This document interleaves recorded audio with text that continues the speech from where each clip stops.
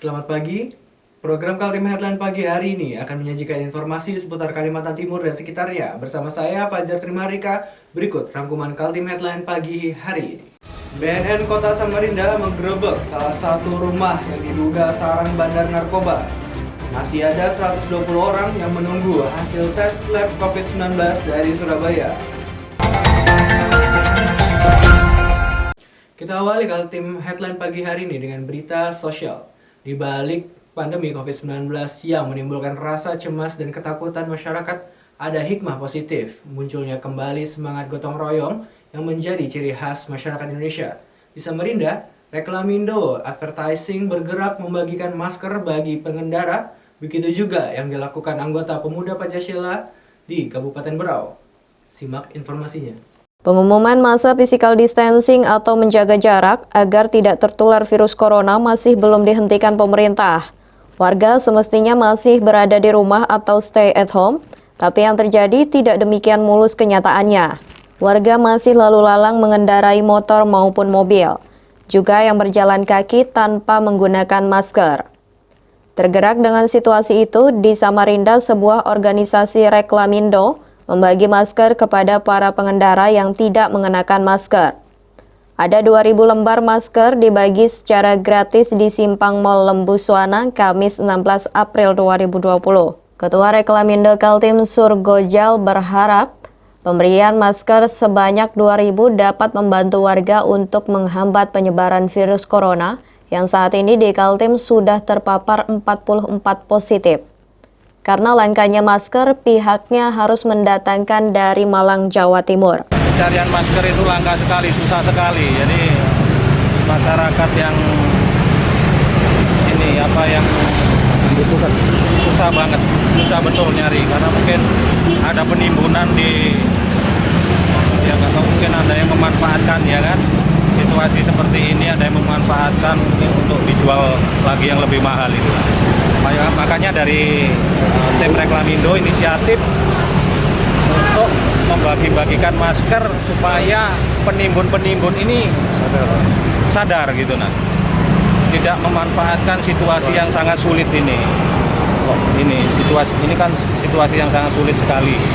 Tapi masih ada aja yang tega untuk menimbun masker dengan mengambil keuntungan yang lebih banyak. Di Tanjung Redap, Kabupaten Berau, organisasi Masa Pemuda Pancasila juga bergerak bergotong royong membantu pemerintah memerangi virus corona. Selain membagikan masker, mereka juga membagikan nasi kotak kepada warga yang paling terdampak secara ekonomi. Akibat adanya pembatasan sosial untuk memutus mata rantai penyebaran virus, banyak warga tidak bekerja dan akhirnya tak punya pendapatan untuk keluarga. Aksi sosial Pemuda Pancasila juga dilakukan di Kutai Barat, Penajam Pasir Utara, dan Samarinda. Tim Kaltim TV Hardin melaporkan.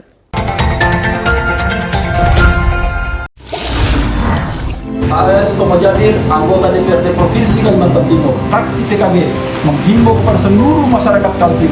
Mari sama-sama kita berantas corona dengan cara jaga kebersihan, rajin cuci tangan, hindari berkumpul, tingkatkan imun dengan olahraga.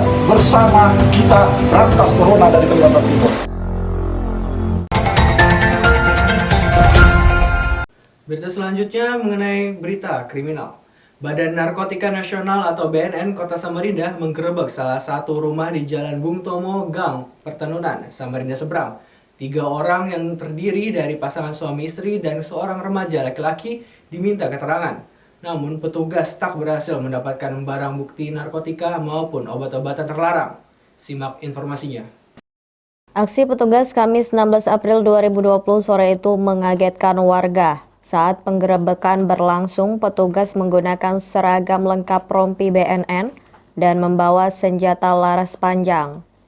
Setelah berusaha menggeledah isi rumah yang ditarget berdasarkan laporan warga sarang bandar narkoba, petugas hanya menemukan 2 plastik klip kecil kosongan dan 1 piper kaca, serta beberapa sedotan plastik yang diduga sebagai sekop untuk menakar sabu yang mau dijual.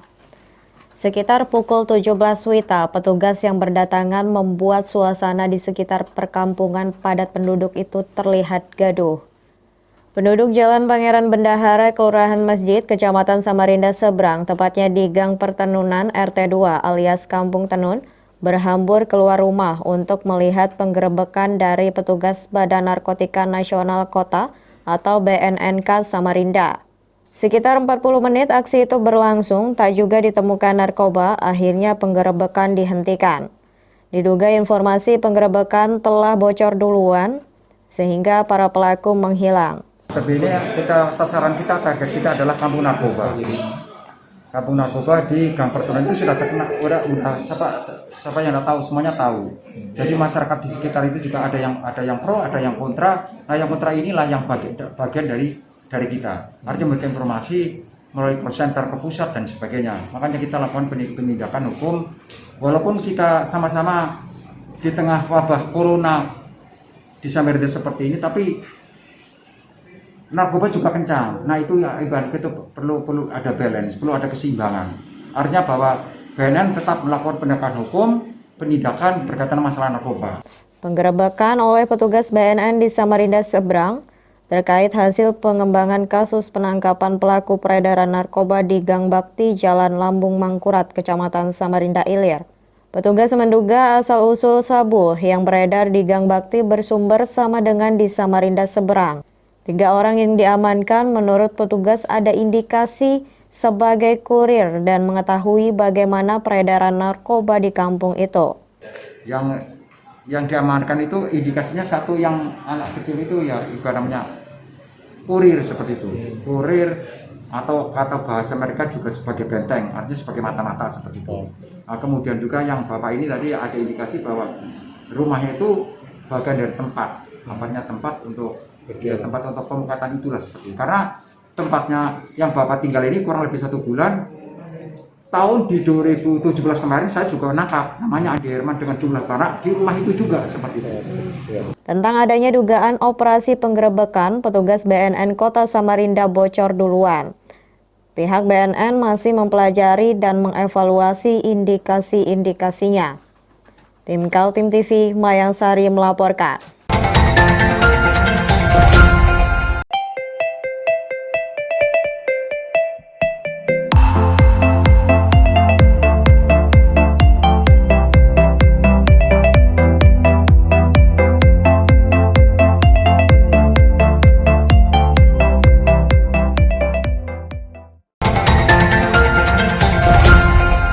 Berita berikutnya berasal dari Kutai Timur. Masih dalam suasana pandemi COVID-19, Bupati Kutai Timur meresmikan penggunaan kantor Badan Pendapatan Daerah Kutai Timur dengan gedung baru. Bupati berpesan agar pelayanan kepada wajib pajak kian bagus. Simak informasinya.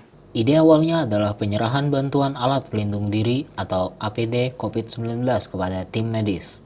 Acara seremonial itu kemudian dipadukan dengan peresmian gedung baru Bapenda yang memang telah direncanakan jauh-jauh hari. Sebenarnya ini peresmian ini sebenarnya sudah jauh-jauh hari kita rencanakan. Jadi ini hanya seremoni saja. Tadi itu ada petugas FO itu hanya sebenarnya untuk seremoni aja.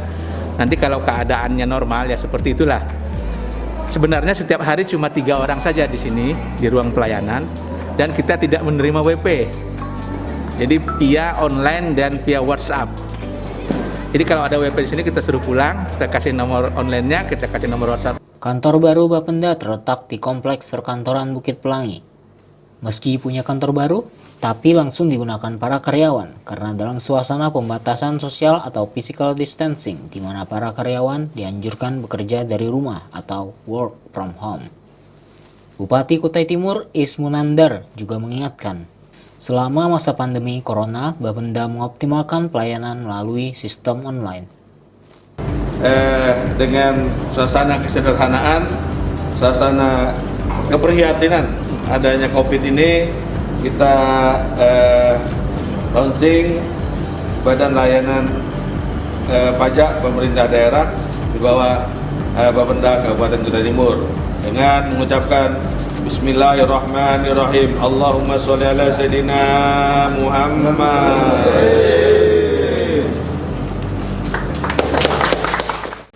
Warga Kutim perlu mencatat, Pelayanan di kantor Bapenda bisa menghubungi nomor 081277770665 untuk PAD. Kemudian untuk layanan BPHTB atau Bea Perolehan Hak Atas Tanah dan Bangunan di nomor 082187070330 serta PBB Pajak Bumi Bangunan di nomor 081257500936. Tim Kaltim TV melaporkan.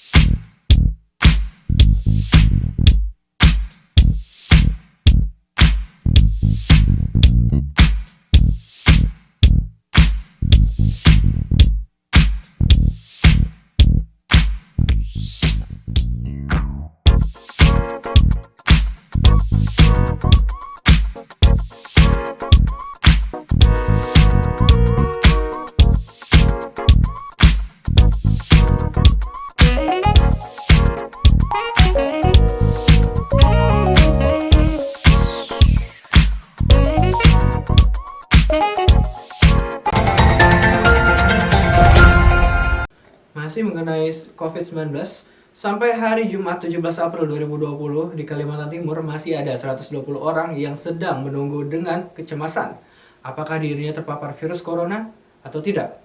Mereka menjalani isolasi sementara hasil tes yang ditunggu belum datang dari Surabaya. Simak informasinya. Update pada hari Jumat 17 April 2020 tidak ada penambahan jumlah pasien positif. Jumlahnya masih tetap 44 kasus. Di antaranya sembuh 11 orang dan meninggal dunia 1 orang. Penambahan mencolok terjadi pada pasien dalam pengawasan atau PDP. Menurut PLT Kepala Dinas Kesehatan Kaltim, Andi Muhammad Ishak, dalam acara telekonferensi dengan wartawan, terdapat penambahan 30 kasus dengan sebaran 1 kasus di Kabupaten Pasir terakses dengan klaster Goa, Sulawesi Selatan. Pasien sekarang dirawat di RSUD Panglima Sebaya Tanah Grogot, Kabupaten Pasir. Sebanyak 29 kasus lainnya terjadi di Balikpapan, dengan 15 kasus diantaranya terkait erat dengan pasien positif yang diberi inisial BPN 17. Kemudian 12 orang lainnya ada yang pasangan suami istri dan warga yang melakukan perjalanan keluar kota. Terus Kota Balikpapan ada 29 kasus. 15 kasus merupakan kontak erat dari BPN 17 dan masing-masing melakukan isolasi mandiri. Kemudian 1 kasus laki-laki 27 tahun yang merupakan PDP yang ditetapkan oleh tim medis di Rumah Sakit Pertamina. Kemudian 1 kasus wanita 19 tahun pelaku perjalanan dari Jakarta dengan gambaran kronologis dirawat di Rumah Sakit Umum Beriman Balikpapan. 1 kasus wanita 50 tahun merupakan pelaku perjalanan dari Surabaya dengan gambaran kelompok pneumonia dan dirawat di Rumah Sakit Tentara Harjanto Balikpapan. Dan 1 kasus wanita 25 tahun merupakan PDP yang dilaporkan dan dirawat oleh tim medis Rumah Sakit Tentara Harjanto Balikpapan. 1 kasus lagi laki-laki 35 tahun PDP yang dilaporkan dan dirawat oleh Rumah Sakit Umum Kanojoso Jatibowo dengan gambaran pneumonia.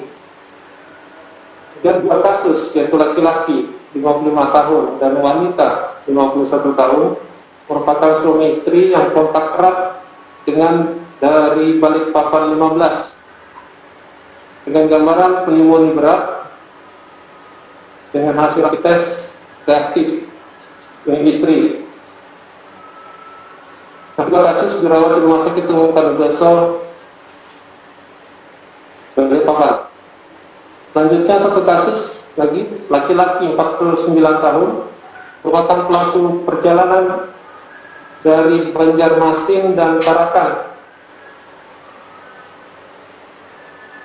Sekarang dirawat di Rumah Sakit Umum Kanojoso di Balikpapan. Selanjutnya 1 kasus laki-laki 40 tahun PDP yang dilaporkan dan dirawat oleh Rumah Sakit Pertamina Balikpapan. Dan 1 kasus lagi laki-laki 50 tahun merupakan PDP yang dilaporkan dan dirawat oleh Rumah Sakit Tentara Harjanto, Balikpapan dengan keluhan demam, batuk, dan sesak napas, serta memiliki gambaran pneumonia. Dan selanjutnya, kasus laki-laki 29 tahun merupakan PDP yang dilaporkan dan dirawat oleh Rumah Sakit Pertamina, Balikpapan. Satu kasus selanjutnya adalah laki-laki 23 tahun merupakan PDP yang dilaporkan dan dirawat oleh Rumah Sakit Pertamina, Balikpapan dengan keluhan batuk pilek. Kemudian satu kasus laki-laki 24 tahun adalah pelaku perjalanan dari Jakarta dengan keluhan lesu, sakit kepala, dan diare, dan dicurigai memiliki bronchopneumonia dan dirawat di Rumah Sakit Pertamina, Balikpapan. Dan terakhir, satu kasus laki-laki 66 tahun merupakan PDP yang dilaporkan dan dirawat oleh Rumah Sakit Umum Kardoso, Balikpapan dengan keluhan demam, batuk, sesak, dan memiliki gambaran pneumonia. Dengan masih terus bertambahnya jumlah yang kemungkinan sudah terpapar virus corona, Pemprov Kaltim sedang berusaha memfungsikan PCR atau Visual Conversion Reaction, yaitu sebuah alat tes yang ada di RSUD AW Syahrani, Samarinda. Alat medis tersebut sebenarnya untuk tes virus AIDS, namun bisa dimanfaatkan juga untuk mendeteksi virus corona. Menurut Andi Muhammad Ishak, alat itu masih perlu perbaikan. Saat ini, cara yang ditempuh Kaltim untuk mendapatkan hasil swab dengan PCR laboratorium dengan mengirimkannya ke Surabaya. Dengan pertambahan 30 kasus PDP, maka di Kaltim total kasus PDP ada 329 orang. Pasien yang dinyatakan negatif 164 orang dan masih menunggu hasil laboratorium di Surabaya sebanyak 120 orang. Tim Kaltim TV melaporkan.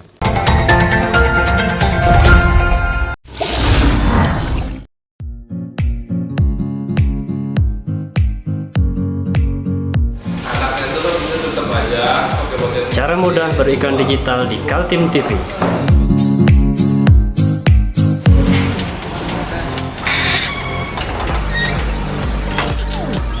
Yang pertama, jadilah sahabat Kaltim TV.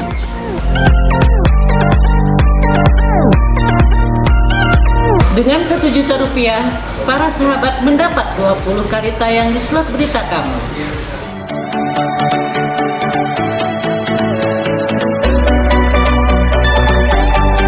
Dengan 20 detik dapat menjangkau 20.000 penonton. Anda beruntung karena mendapat kesempatan perdana dari kami. Ayo jadilah sahabat Kaltim TV.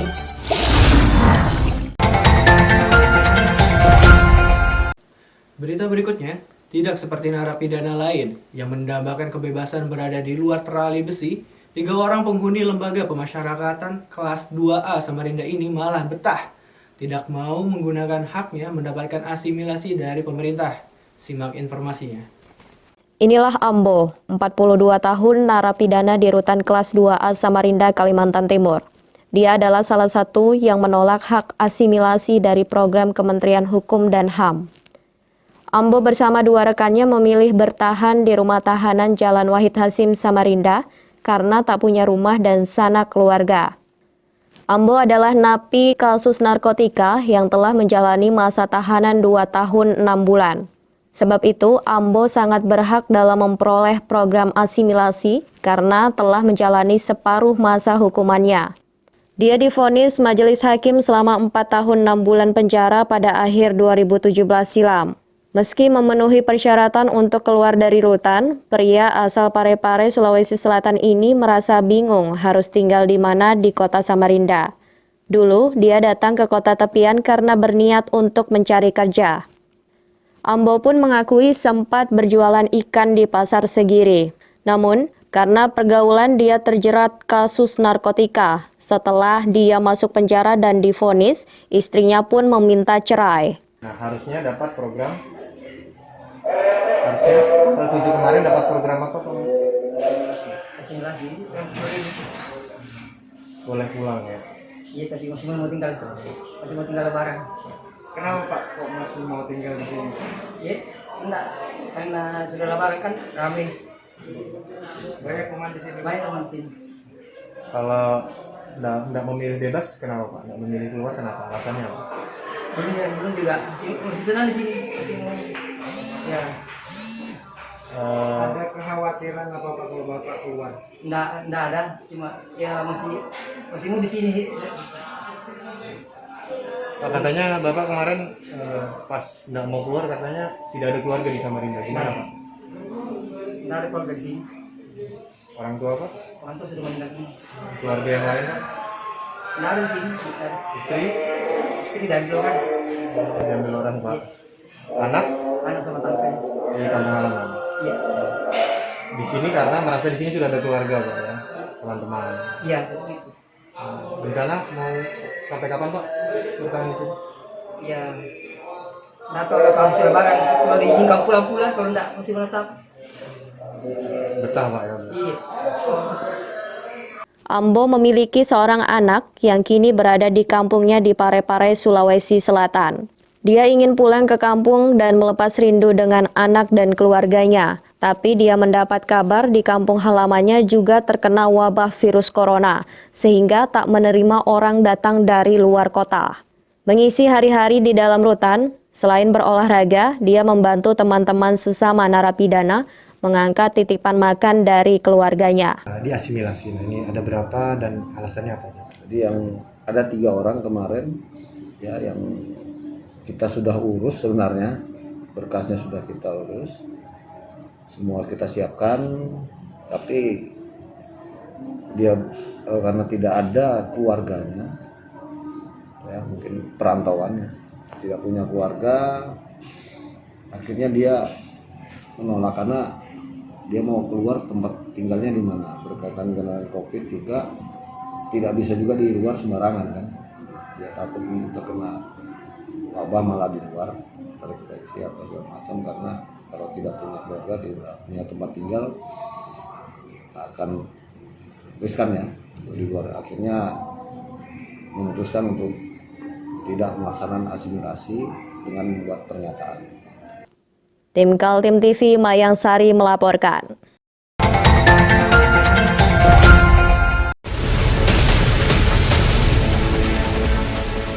Mari kita memerangi virus corona dengan mematuhi imbauan pemerintah. Stay at home.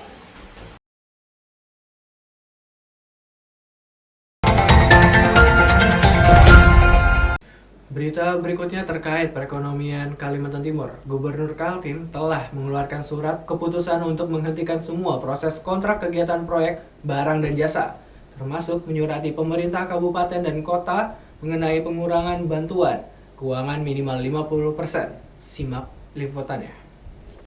Dampak pandemi COVID-19 di Kalimantan Timur membuat guncangan hebat pada anggaran belanja dan pendapatan daerah.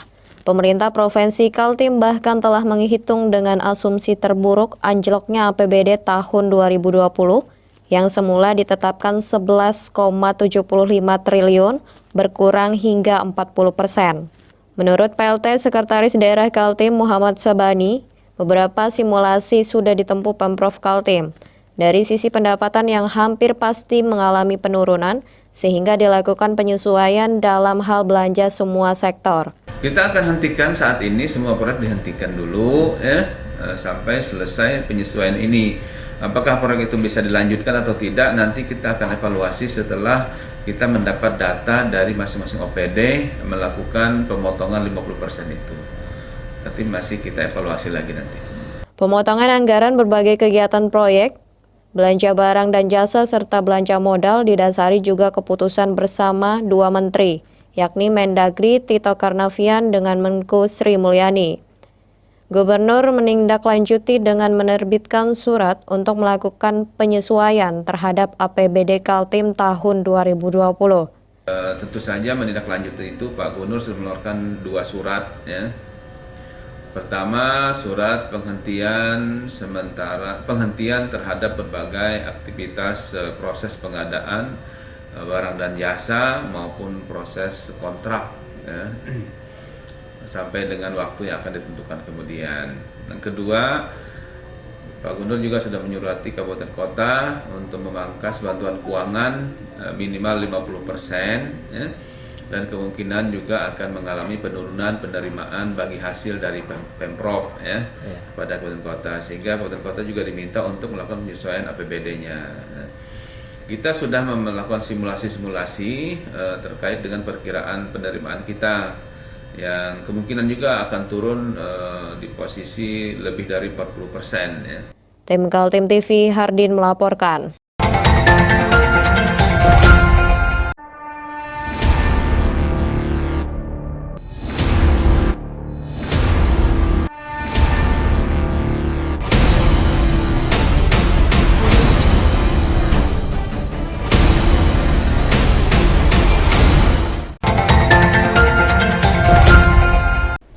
Pemerintah pusat mendeadline pemerintahan provinsi, kabupaten, dan kota menyelesaikan rasionalisasi atas APBD murni tahun 2020. Deadline selama 2 minggu itu ditanggapi optimistis oleh pelaksana tugas Sekretaris Daerah Muhammad Sabani dengan jawaban harus bisa. Simak informasinya. Tanggal 9 April tahun 2020, pemerintah pusat yakni Mendagri Tito Karnavian dan Menteri Keuangan Sri Mulyani menerbitkan SKB atau Surat Keputusan Bersama. Isinya meminta seluruh kepala daerah di Indonesia melakukan rasionalisasi atas APBD murni sebagai dampak situasi darurat akibat pandemi COVID-19. Sinyal dari pemerintah pusat, kepala daerah melakukan rasionalisasi pada pendapatan maupun belanja barang dan jasa, serta belanja modal dipangkas hingga 50%. Tanda-tanda tak utuhnya lagi penerimaan dari pemerintah pusat sudah terlihat pada kuartal pertama tahun 2020. Kaltim yang semestinya menerima transfer sebesar 25% hanya mendapatkan 17% dari pemerintah pusat. Pelaksana tugas Sekretaris Daerah Provinsi Kaltim Muhammad Sabani menyikapi SKB 2 menteri itu dengan optimis selesai tepat waktunya. Harus bisa, karena itu adalah deadline-nya oleh SKB itu. Jadi diberi waktu 2 minggu sejak tanggal 9 April yang lalu. Nah ini sudah 1 minggu dan kita sudah melakukan konsolidasi terhadap itu. Di rencana Senin depan kita akan evaluasi hasil dari usulan-usulan OPD terkait dengan pemangkasan program-program mereka ya, di 2 komponen besar itu. Selesai di tingkat eksekutif, apakah bisa selesai juga di tingkat legislatif? Beberapa anggota DPRD Kaltim ada yang memprotes prosedural perubahan APBD yang semestinya melibatkan proses legislasi para wakil rakyat. Nah, tentu ini kan akan kita laporkan kalau DPRD dulu, laporkan kepada DPRD hasilnya. Ya. Dan saya sudah komunikasi dengan pimpinan DPRD, baik ketua dan wakil-wakil ketua terkait persiapan kita ini untuk melakukan penyesuaian dan nanti hasilnya kita laporkan kepada DPRD. Tim Kaltim TV Hardin melaporkan.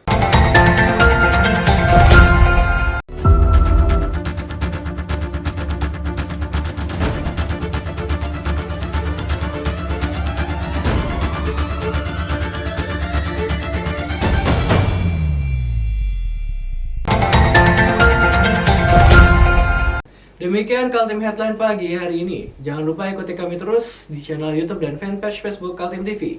Saya Fajar Trimardika bersama kerabat kerja yang bertugas pamit undur diri. Kaltim TV, siaran kemajuan.